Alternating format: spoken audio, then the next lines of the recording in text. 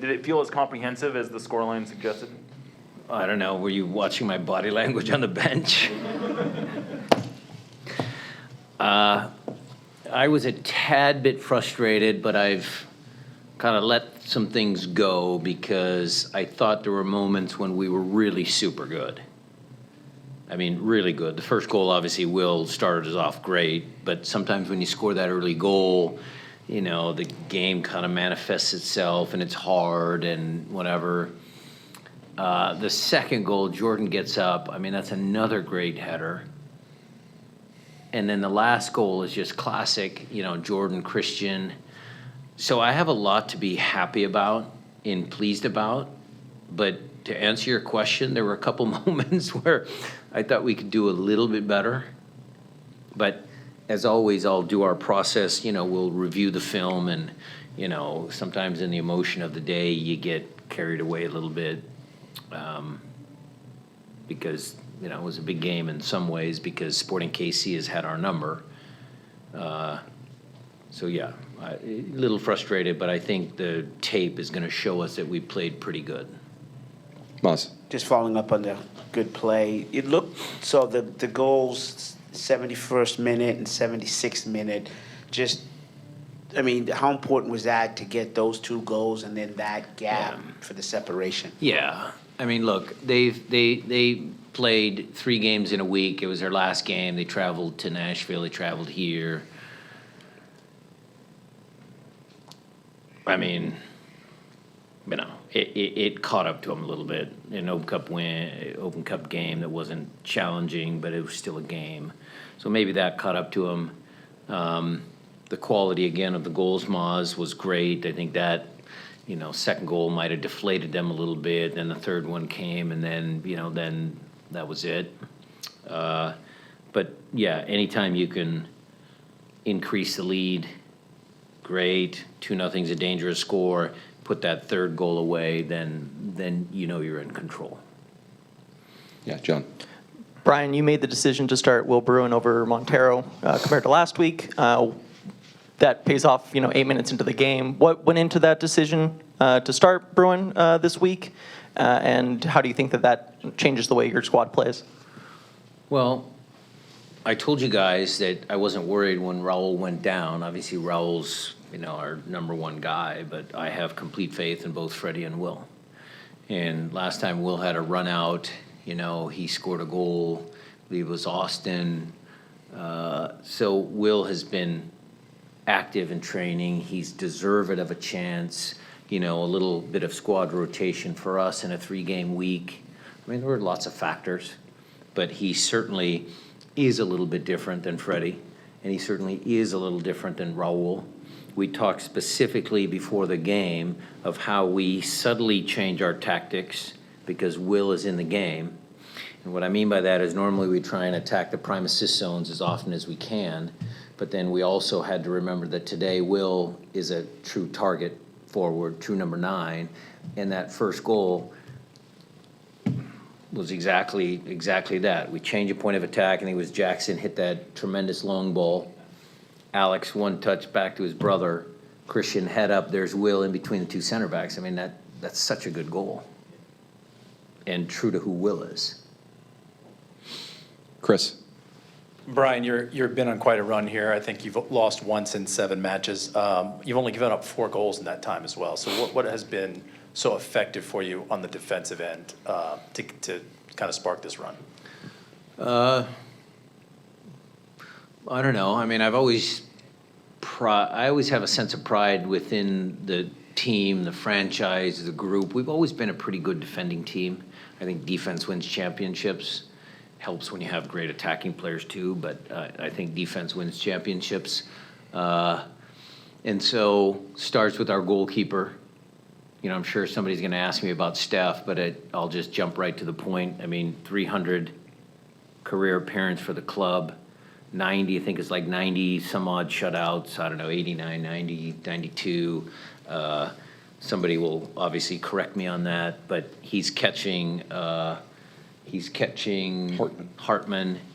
I don't know if anybody will catch Ramondo, but Steph has done a tremendous job for this club, and it starts there. It starts with the goalkeeping core. It might even start with Casey Keller way back when. We've always had strong goalkeeping at this club.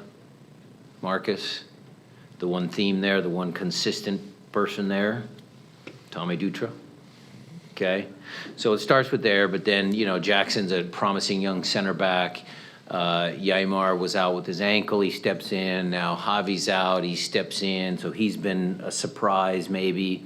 Yaimar and Javi are great. Nuhu's great. Kellen's subbed in for him. I think just overall, the guys have bought in that, we defend well, this is our scheme, this is how we do it, and they go and execute every week. Did I miss any first-time questions in here before we go up to the couple we have on Zoom?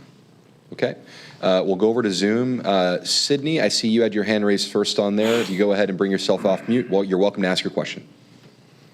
Hey, Brian, first off, congrats on the win. You mentioned Jordan and Christian, and obviously the World Cup is coming up. Performances like this, especially for Jordan, considering all he's been through, but I guess to a little less extent Christian, what does this do to their World Cup case as far as them making a statement that says, hey, we deserve to go to Qatar in a few months?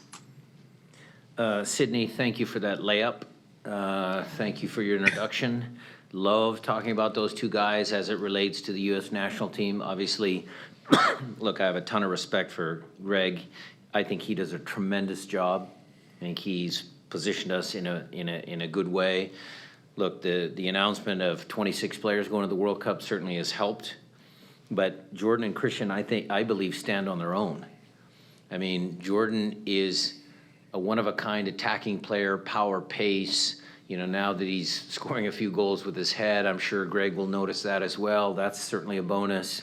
I think Christian tactically is one of the smartest players in our league. He always does the little things, the little details that, needs to happen for our team to win games. So both of those players, I believe personally, without any bias, should be included in that group. Felipe Makeda, go ahead. Thank you, Alex. Today was a really good match, good weather, 33 plus fans in the stadium. Coach Brian, do you think that the team start getting in a rhythm this mid-season to close the season really good to be a contender for the MLS Cup? Well, Felipe, it was hot today, really hot. I hope the fans out there hydrated a lot. I know the players were on a 2-day program from our nutritionist to make sure they build up their fluids in their bodies. But it was hot. It was hard at times. The momentum that we have, having not lost in 7 games, certainly is good, but it's still mid-season for us. I would caution you still, there's a lot of season left to play, but I like where we're sitting. This 5-game homestand, if we can close it out with a victory against Montreal, would be tremendous, because you have to win your home games.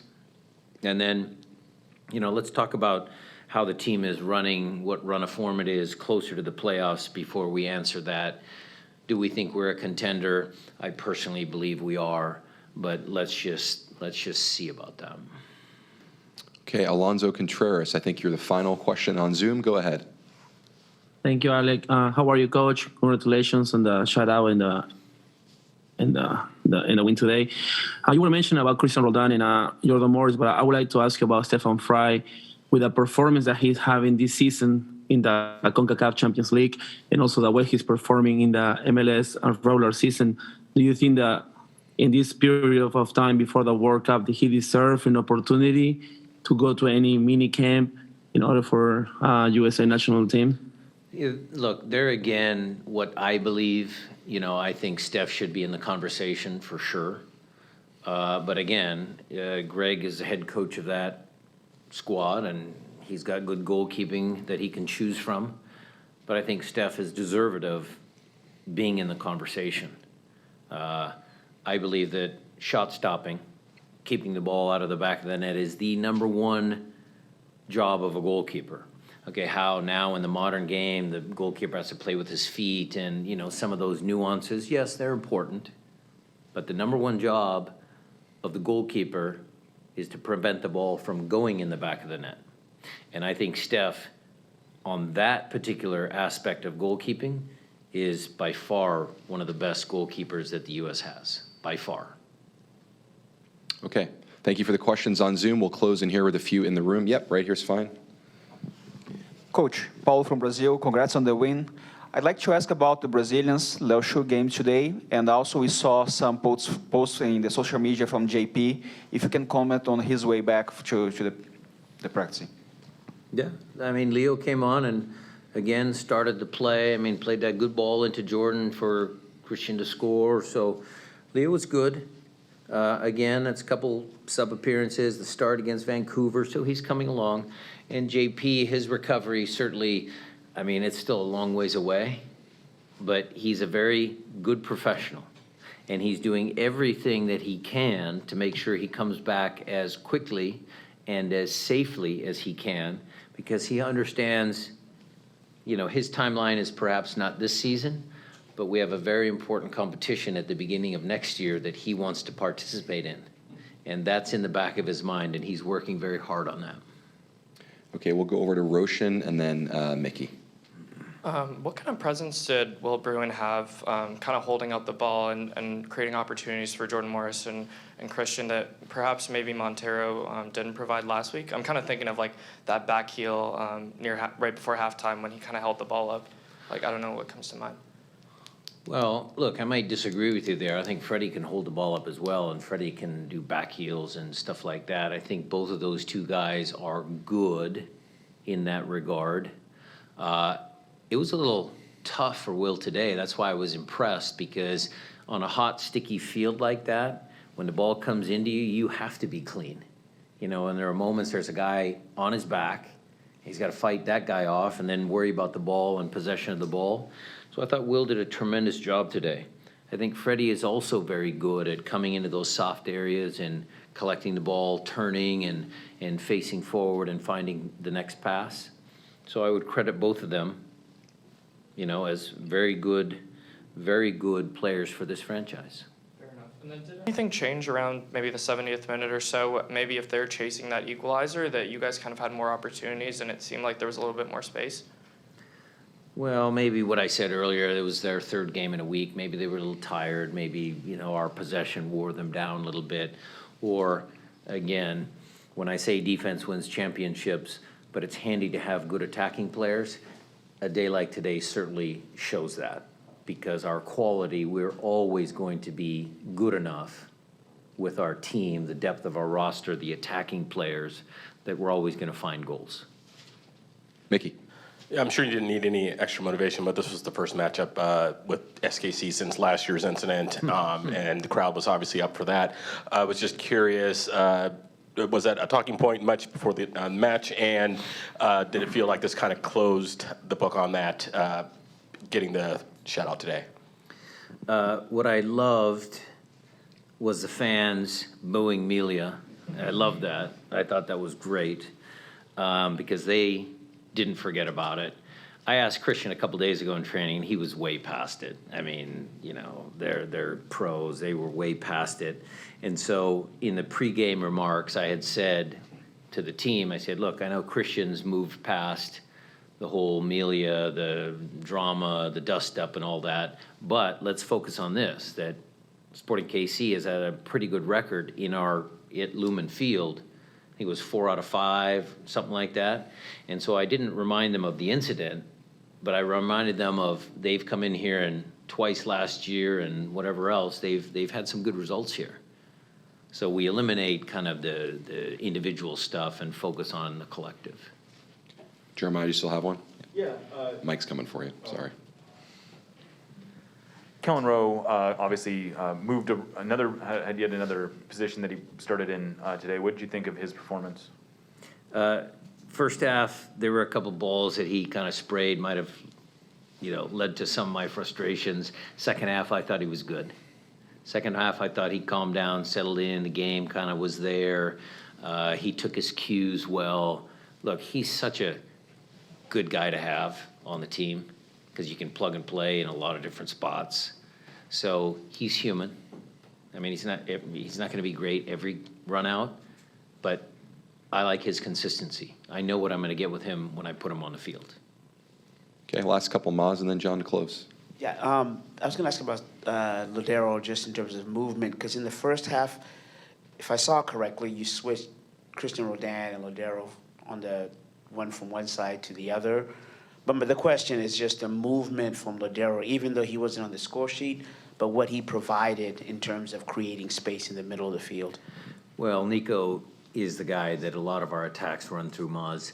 I did not do any specific changes to interchange with Christian and Nico. They do that on their own. There was a tactic that, again, Freddie caught. We do something that's called false fullback, where we push the fullback higher up the field and a midfielder comes out or Nico comes out in that space. But this time we kept our fullbacks a little more shallow. And then the space was behind Johnny Russell and Saloy, and that's where Nico was picking up some balls. And it was that tactic that allowed us to push the ball forward more.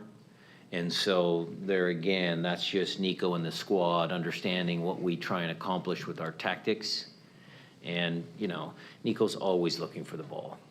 I mean, that's one of his strengths. So, you know, there was nothing specific between him and Christian at all. John? Brian, tactically for your side, it looked like you were very willing to sit back and counter. Part of that, I'm sure, has to do with the early goal. And then is also, beyond just counterattacking, also looking for forwards coming off the center backs, off the back of the center back. Both of the goals come from Bruin and Morris peeling off their center back and finding space between two defenders.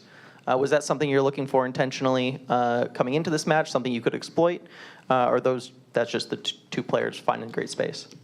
Well, look, the team is the team, and games in MLS sometimes can be different. You would classify us as more of a transition-based team with Jordan Morris, Christian. I know Nico likes to go, but there are times when we do need to keep possession. Hot days like today, you need to find some spells of possession, resting with the ball.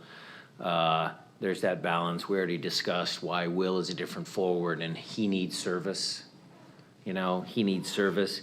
I think sometimes the patience in the final third for us, maybe that's an area that we work on. We talk about it all the time.